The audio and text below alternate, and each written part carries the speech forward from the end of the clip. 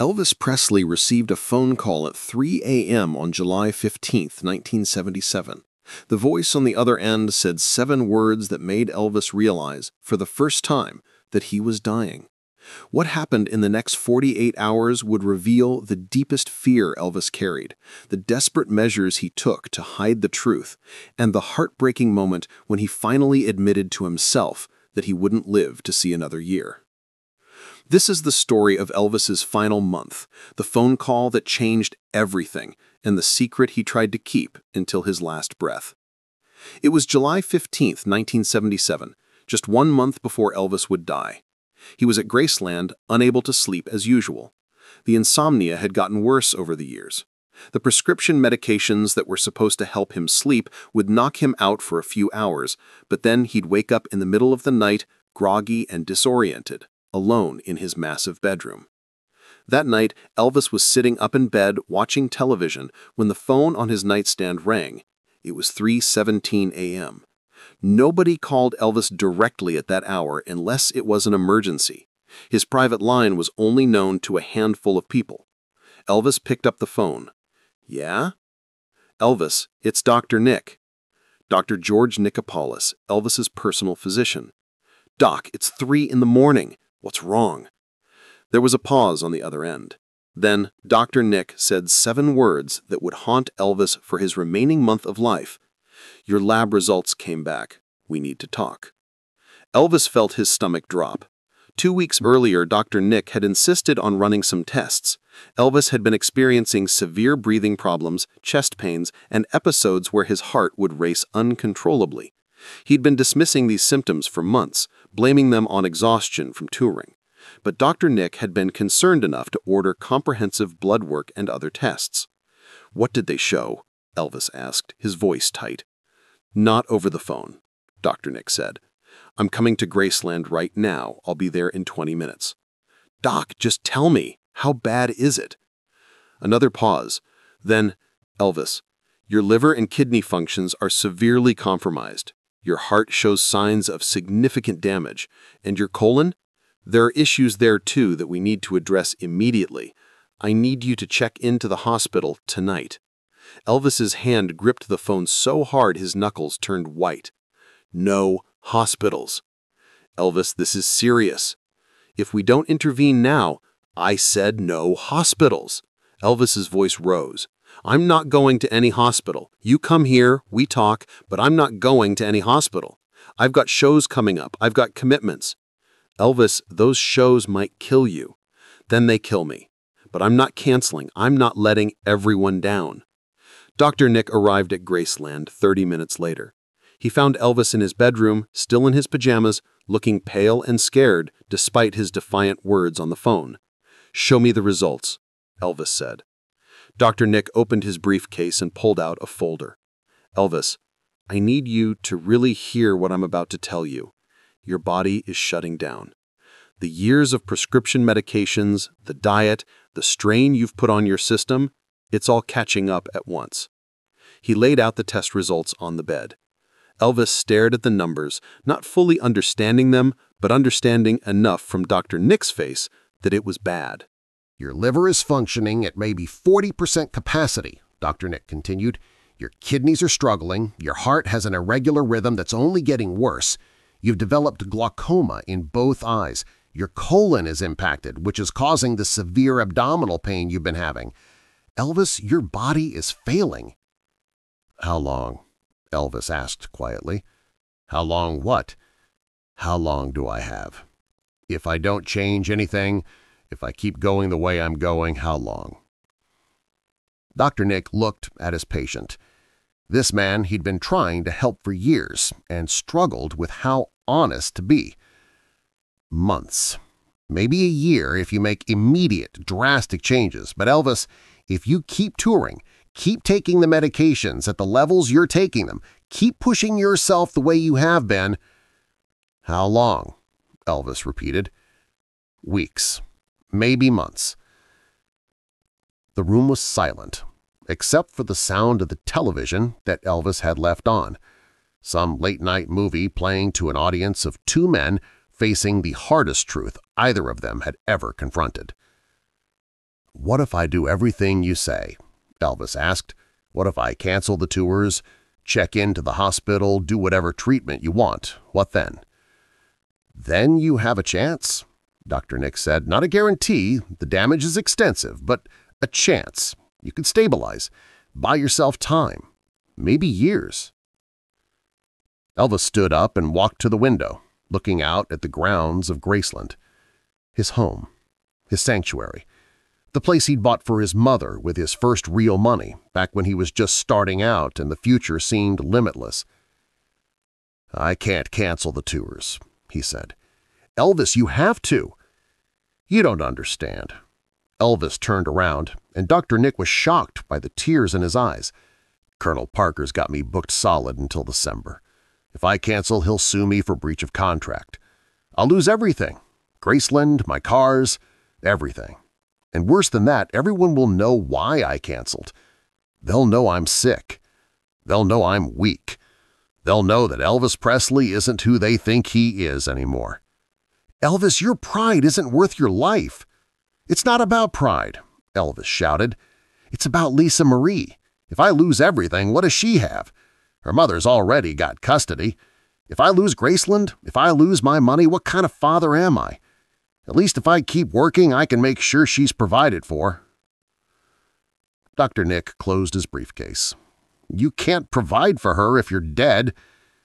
"Then I'll die trying. At least that's something." Over the next 2 weeks, Elvis tried to hide what he'd learned from everyone around him. He continued preparing for his next tour, which was scheduled to start in August. He took more pills to manage his symptoms, to keep himself functioning, even though he knew every pill was making things worse. But those close to Elvis noticed something had changed. He seemed quieter, more withdrawn. He spent hours alone in his room, something he rarely did before. Elvis always hated being alone. Joe Esposito, one of Elvis's closest friends and part of the Memphis Mafia, confronted him one evening. "E, what's going on? You haven't been yourself since Dr. Nick came by that night." "Nothing's going on. I'm just tired." "It's more than tired. Talk to me." Elvis looked at Joe, this man who'd been with him for years, who'd been loyal when so many others hadn't been. "Joe, if you knew you were dying, would you tell people? Or would you keep it to yourself and just try to make the most of whatever time you had left?" Joe felt his blood run cold. "Elvis, what are you saying?" "I'm saying hypothetically, if you knew." "I'd tell the people I love," Joe said carefully. "I'd want them to know. I'd want to spend real time with them, not just pretend everything is fine when it isn't." Elvis nodded slowly. "Yeah, maybe you're right." But he didn't tell anyone. Not his father Vernon, not his girlfriend Ginger Alden, not even Lisa Marie. He kept the secret, taking his pills, preparing for shows, and pretending that everything was fine. On August 1st, Elvis called Lisa Marie. She was in California with her mother Priscilla. He hadn't seen her since that night in Indianapolis, 6 weeks earlier, when she'd asked him why strangers loved him more than she did. "Hi, Daddy," Lisa Marie said when she picked up the phone. "Hi, baby. How are you?" "Good. I'm going to summer camp next week. Are you still going to visit me like you promised?" Elvis closed his eyes. He'd promised her that night in Indianapolis that he'd spend more time with her. He'd meant it, but now, with the tour schedule and his health deteriorating, he didn't know if he could keep that promise. "I'm going to try, baby. I've got some shows to do, but after that, I'll come see you. We'll spend a whole week together, just you and me. How does that sound?" "That sounds perfect, Daddy." They talked for another 10 minutes about her summer, her friends, her plans. Elvis soaked up every word, memorizing her voice, her laugh, the way she said Daddy with such trust and love. When they hung up, Elvis sat in his room and cried. He knew, deep down, that he probably wouldn't live to see Lisa Marie again. The promise he'd made in Indianapolis, the promise to be a better father, would be broken not because he didn't want to keep it, but because he was running out of time. On August 10th, a week before his death, Elvis had another conversation with Dr. Nick. His symptoms had gotten dramatically worse. He was barely sleeping. His breathing was labored. His heart was racing constantly. The pain in his abdomen was so severe he could barely stand. "You have to cancel the tour," Dr. Nick pleaded. "Elvis, you are not going to make it through even one show in your condition." "I'll make it," Elvis said stubbornly. "And what happens when you collapse on stage, when you have a heart attack in front of 15,000 people? What happens to your legacy then?" That stopped Elvis. He hadn't thought about it that way.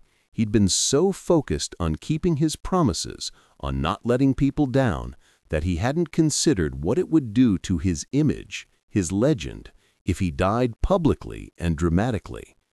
"What do you want me to do?" he asked. "Check into the hospital today. Let us run more tests, start treatment, give your body a chance to stabilize." Elvis thought about it. He was so tired. Tired of fighting. Tired of pretending. Tired of the pain. "Okay," he said finally. "After the next tour dates, I'll do 3 shows, the one scheduled for next week, and then I'll check in. I promise." "Elvis, you might not survive 3 shows. Then at least I'll go out doing what I love. Better that than dying in a hospital bed." Dr. Nick left Graceland that day knowing he'd failed to save Elvis Presley, but Elvis wasn't ready to be saved. Or maybe he was too scared to face what being saved would mean. Admitting defeat, admitting weakness, admitting that the king of rock and roll was mortal after all. On August 15th, the day before he died, Elvis spent the evening at Graceland with Ginger Alden and a few close friends. He seemed in relatively good spirits, laughing and joking, playing gospel music on the piano. To everyone there, it seemed like a normal night. But later, after everyone had gone to bed, Elvis sat alone in his bathroom, the place where he spent hours when he couldn't sleep, when the pain was too much, when he needed to be alone with his thoughts.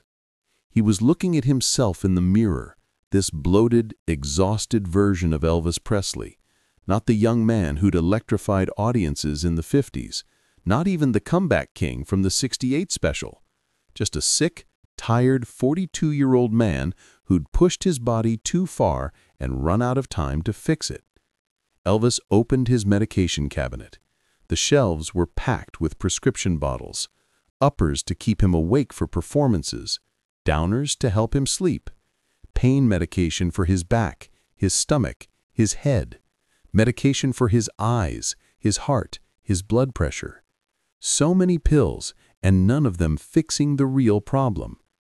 He took his nightly medication, the pills that were supposed to help him sleep. Then he took a few more because the regular dose wasn't working anymore. He needed the oblivion, the escape from the pain and the fear and the knowledge that he was dying. At some point in the early morning hours of August 16th, Elvis realized he couldn't breathe properly. He tried to call out for Ginger, but his voice wouldn't work right. He tried to stand up, to get to the door, to get help. Ginger found him later that afternoon, collapsed on the bathroom floor. The paramedics tried to revive him. They rushed him to the hospital. But Elvis Presley was already gone. The official cause of death was listed as cardiac arrhythmia, a heart attack. But everyone who knew Elvis, everyone who'd watched his decline over the final years and months and weeks, knew the real cause. The years of prescription drug abuse, the refusal to face the truth about his health, the determination to keep performing, keep being Elvis, even when his body was begging him to stop. Dr. Nick was devastated. He'd known this was coming. That phone call on July 15th, the lab results, the conversations where he'd pleaded with Elvis to save himself, it had all been leading to this moment, and he'd been powerless to stop it. When the news broke that Elvis Presley was dead, the world went into mourning. Thousands of fans descended on Graceland. Radio stations played his music non-stop. Tributes poured in from fellow musicians, actors, politicians, everyone whose life had been touched by Elvis's music and presence. But for Lisa Marie, just 9 years old, it was personal and devastating in a way the world couldn't fully understand. Her father, who'd promised her just a month ago that he'd be a better daddy, that he'd spend more time with her, was gone. The week they were supposed to spend together would never happen. The conversations they should have had would never occur. Years later, when Lisa Marie learned about that phone call on July 15th, about the lab results and Dr. Nick's warning and her father's refusal to stop, she understood something she hadn't as a child. Her father had known he was dying. He'd known that month in Indianapolis when he'd made his promise to her. He'd known, and he'd chosen to keep performing anyway, keep pushing himself, keep being Elvis Presley until his body couldn't do it anymore. "I'm angry at him for that," Lisa Marie said in an interview years later. "I'm angry that he knew and he didn't fight harder to stay alive. He didn't fight for more time with me. But I also understand. He was trapped.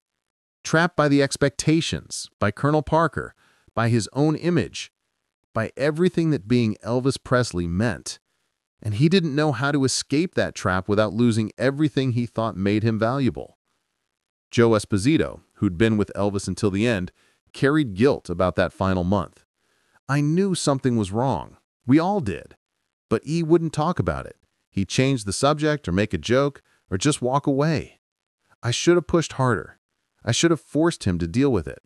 Maybe if I had, he'd still be alive." But Dr. Nick, in his final interview before his death, said something that maybe explained it best. Elvis wasn't afraid of dying. He was afraid of living as less than Elvis Presley. He'd rather die as the king than live as a regular person. And maybe that's tragic, maybe that's a waste, but it was his choice. I just wish I could have given him another option, a way to be both alive and still himself. The phone call on July 15, 1977 was the moment Elvis Presley realized he was dying. The lab results were the concrete proof of what his body had been trying to tell him for years, and his decision to keep touring, to keep performing, to keep being Elvis until the very end, that was his final act of defiance against the reality he didn't want to face. He had 1 month left to live, 1 month to say goodbye, to make amends, to prepare the people he loved for his death. But Elvis didn't use that month for any of those things. He used it to pretend everything was fine, to keep the secret, to die as he'd lived, on his own terms, in his own way, refusing to let anyone see the truth until it was too late. That's the tragedy of Elvis Presley's final days. Not that he died young, though that's tragic too, but that he knew he was dying and chose to face it alone, chose to keep performing the role of Elvis Presley even as the real Elvis, the man, the father, the son, was slipping away. The phone call that made Elvis realize he was dying came 1 month before he died. And in that month, he could have saved himself. He could have checked into the hospital, started treatment, given himself a chance. But saving himself would have meant admitting weakness, canceling shows, letting people down, being less than the legend he had created. And Elvis Presley chose the legend over the life. He chose to be the king until the end, even if that end came far too soon. That's what makes his death both tragic and somehow inevitable, fitting for a man who lived his entire life in service to an image that was bigger than himself. If this heartbreaking story of Elvis's final month moved you, make sure to subscribe and hit that like button. Share this with someone who needs to remember that no amount of fame or success is worth sacrificing your health and your life. Have you ever faced a moment where you had to choose between your pride and your well-being? Let us know in the comments. And don't forget to ring that notification bell for more true stories about Elvis Presley and the moments that defined the King of Rock and Roll.